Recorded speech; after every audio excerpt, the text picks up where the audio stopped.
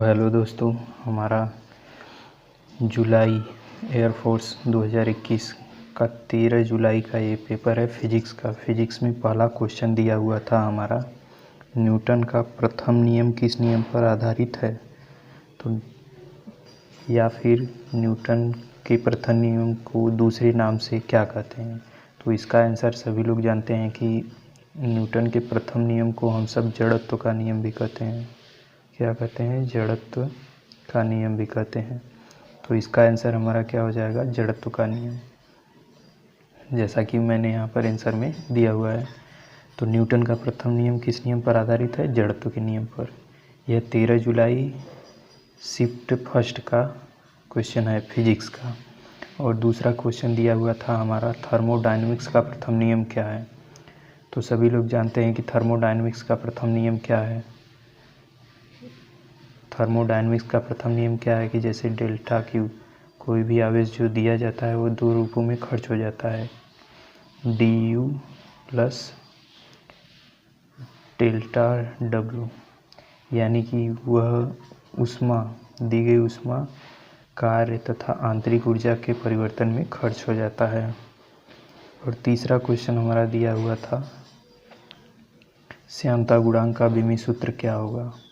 तो श्यानता गुणांक का विमीय सूत्र हम सब यहाँ से निकाल सकते हैं, जैसे कि F इज इक्वल टू होता है 6 पाई ईटा एन आर भी। यहाँ से हम सब श्यानता गुणांक का विमीय सूत्र निकाल सकते हैं। और श्यानता गुणांक का विमीय सूत्र क्या आ जाएगा हमारा, ml के पावर -1 और t के पावर -1, यानी ml के पावर -1 और t के पावर -1 हमारा सही आंसर हो जाएगा। और अगला क्वेश्चन हमारा एक डायग्राम दिया हुआ था और डायग्राम में पूछा था इसमें धारा का मान बताइए, जैसा कि यहाँ पर क्वेश्चन में दिया हुआ है।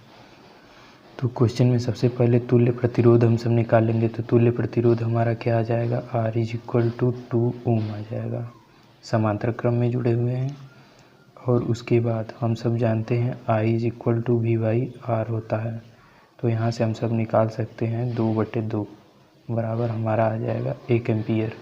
तो इस प्रकार से इस डायग्राम में धारा का मान पूछा था, तो धारा का मान हमारा हो जाएगा 1 एम्पियर। हम सब अपने अगले क्वेश्चन की तरफ चलते हैं। अगला क्वेश्चन हमारा दिया हुआ था, कार्नो इंजन की दक्षता ज्ञात कीजिए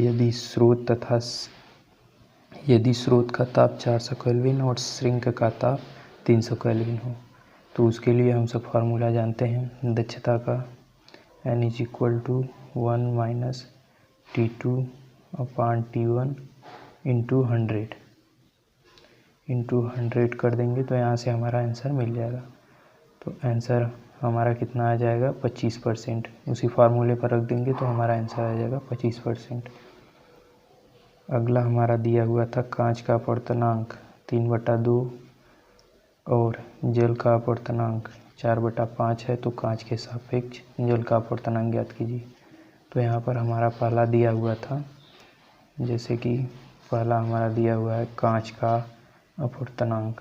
तो इसे हम क्या लिख सकते हैं, AnG इज इक्वल टू 3/2 हमारा दिया हुआ है। और अगला दिया हुआ है जल का अपवर्तनांक, तो AnW इज इक्वल टू 4/5 दिया हुआ था। हमसे पूछा गया है कांच के सापेक्ष जल का अपवर्तनांक। तो कांच GnW पूछा था। तो यहाँ से W NW/Ng हो जाएगा, मतलब कि 4/5 बटे में हमारा हो जाएगा 3/2 और हमारा आंसर क्या आ जाएगा, 8/9।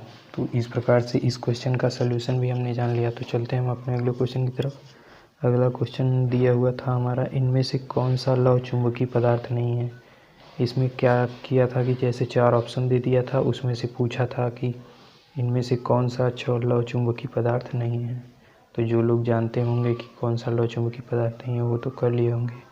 इसका हमको सही से ऑप्शन नहीं मालूम है। तो अगले क्वेश्चन की तरफ चलते हैं। अगला क्वेश्चन पूछा हुआ था, उत्तल दर्पण की आवर्धन क्षमता क्या होती है। तो सभी लोग जानते हैं कि उत्तल दर्पण की आवर्धन क्षमता पॉजिटिव होती है। और ऑप्शन में हमारा पूछा हुआ था पॉजिटिव होती है या फिर नेगेटिव या फिर शून्य, तो हमारा इसका आंसर हो जाएगा पॉजिटिव होती है। हमसे अगला क्वेश्चन पूछा हुआ था विशिष्ट ऊष्मा का सूत्र क्या होगा।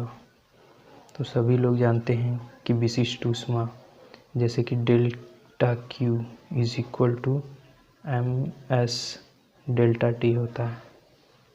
तो यहाँ से हम यस का निकाल सकते हैं, यानी विशिष्ट ऊष्मा is equal to delta Q by M into delta T.